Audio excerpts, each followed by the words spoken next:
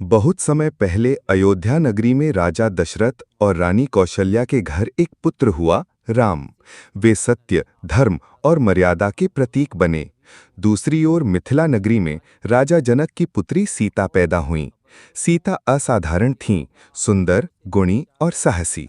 कहते हैं जब सीता बहुत छोटी थीं, तब उन्होंने आसानी से भगवान शिव का धनुष उठा लिया था, जिसे बड़े बड़े योद्धा भी हिला नहीं सकते थे। तभी जनक ने ठान लिया कि उनकी पुत्री का विवाह उसी वीर से होगा जो उस धनुष को उठाकर प्रत्यंचा चढ़ा देगा। बड़ा स्वयंवर हुआ। दूर दूर से राजकुमार आए, लेकिन कोई भी धनुष उठा न सका।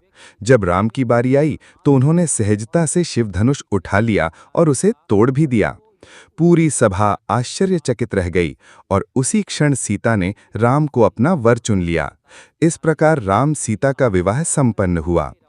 कुछ समय बाद परिस्थितियां बदलीं। राम को 14 वर्ष का वनवास मिला। सीता ने दृढ़ निश्चय किया कि वे अपने पति के बिना नहीं रहेंगी। वे भी राम और लक्ष्मण के साथ वन में चली गईं। यही घटना सीता के अद्भुत प्रेम और समर्पण का उदाहरण है। वनवास के दौरान कई रोमांचक घटनाएं हुईं। शूर्पणखा ने राम को मोहित करने की कोशिश की, लेकिन असफल रही।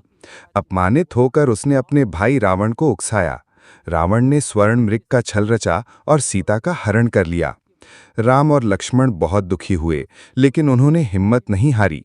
उनकी मुलाकात वानर राज सुग्रीव और हनुमान से हुई। हनुमान ने समुद्र लांघकर लंका पहुंचा और सीता को अशोक वाटिका में ढूंढ निकाला। उन्होंने सीता को राम का संदेश दिया और लंका को अपने पराक्रम से हिला दिया।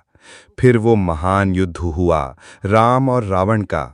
हनुमान, वानर सेना और लक्ष्मण की सहायता से राम ने रावण का अंत किया और सीता को वापस अयोध्या लाए। सीता की कहानी यहाँ भी समाप्त नहीं होती। अयोध्या लौटने के बाद जब लोगों ने उनकी पवित्रता पर प्रश्न उठाए, तो सीता ने अग्नि परीक्षा दी।